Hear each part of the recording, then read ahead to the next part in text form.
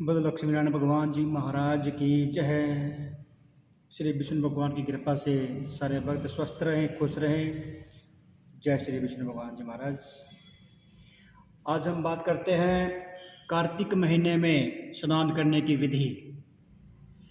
कार्तिक स्नान आश्विन की पूर्णिमा को आरंभ करके कार्तिक महीने की पूर्णिमा को पूरा करें। भक्तिवान पुरुष अथवा नारी आश्विन महीने के शुक्ल पक्ष की एकादशी आने पर ही भगवान विष्णु को नमस्कार करके कार्तिक महीने का व्रत करने की आज्ञा प्राप्त करें। ऐसा करने से भगवान स्वयं भक्त के ऊपर कृपा करके उसे आत्मिक शक्ति, आत्मिक बल एवं मनोबल प्रदान करते हैं और विधि से कार्तिक महीने का व्रत करने की सद्बुद्धि प्रदान करते हैं। 12 महीने में मगर महीना अत्यंत पुण्यप्रद है। उससे वैदिक पुण्य देने वाला वैशाख का महीना है और उससे लाख गुना अधिक प्रयाग में माघ महीने में स्नान करने से उसमें उसका फल प्राप्त होता है और उससे भी महान फलदायी कार्तिक महीना है। इसका महात्म्य सर्वत्र जल में ही एक सा ही है। एक बार जब सब प्रकार के दान, व्रत और नियम तथा दूसरी ओर कार्तिक महीने का स्नान रखकर जब ब्रह्मा जी ने तराजू में तोला तो कार्तिक महीने का स्नान का पलड़ा भारी रहा। यह व्रत भगवान श्री कृष्ण जी को बहुत प्रिय है। आश्विन महीने की पूर्णिमा से लेकर कार्तिक महीने की पूर्णिमा तक भगवान की प्रसन्नता के लिए प्रतिदिन गंगा स्नान करना चाहिए। जो दूसरों के संगवश या बलात् अनजाने में भी कार्तिक महीने में स्नान करता है, नियम करता है, उससे भी भगवान अति प्रसन्न होते हैं।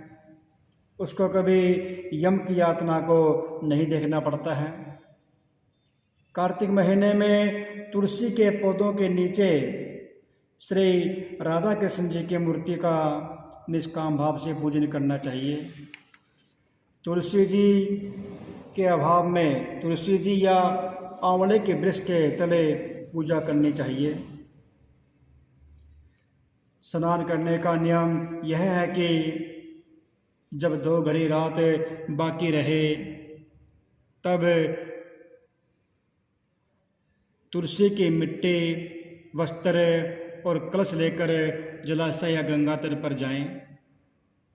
तब पैर धोकर गंगा आदि नदियां तथा विष्णु भगवान और शिव आदि देवताओं का स्मरण करें और अपनी नाभि पर्यंत जल में खड़े होकर इस मंत्र को पढ़ें। कार्तिकेयं करिष्यामि प्रातः स्नानं जनार्दन प्रीत्यर्थं तव देवेश दामोदर मया सह।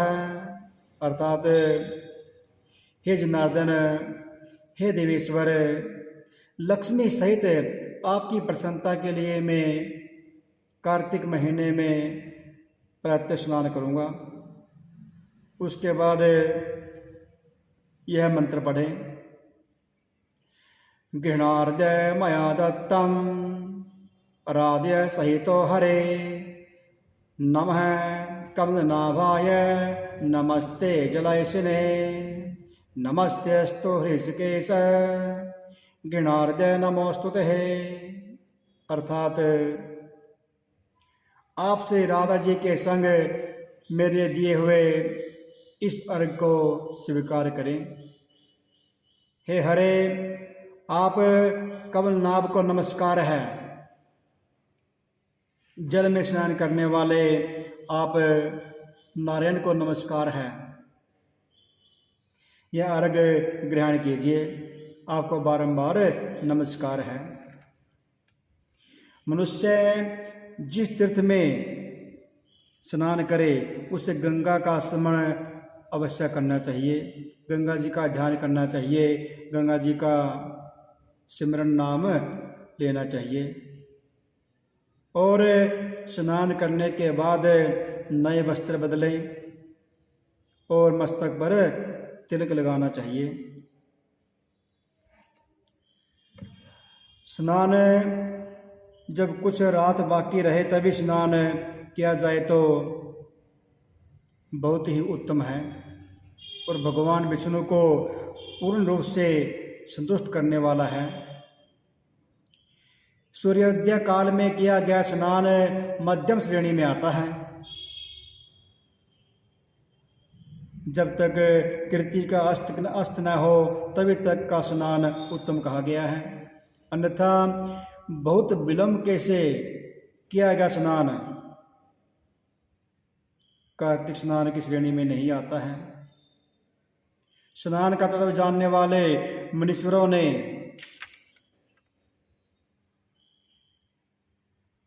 यह बतलाया कि श्रद्धा भक्ति के साथ स्नान करना चाहिए। स्नान 4 प्रकार के बतलाए गए हैं। वाव्य स्नान, वरुण स्नान, ब्रह्म स्नान, दिव्य स्नान। ऐसे श्रद्धा भक्ति के साथ स्नान करना चाहिए, इससे भगवान अति प्रसन्न होते हैं। बोलो विष्णु भगवान की जय।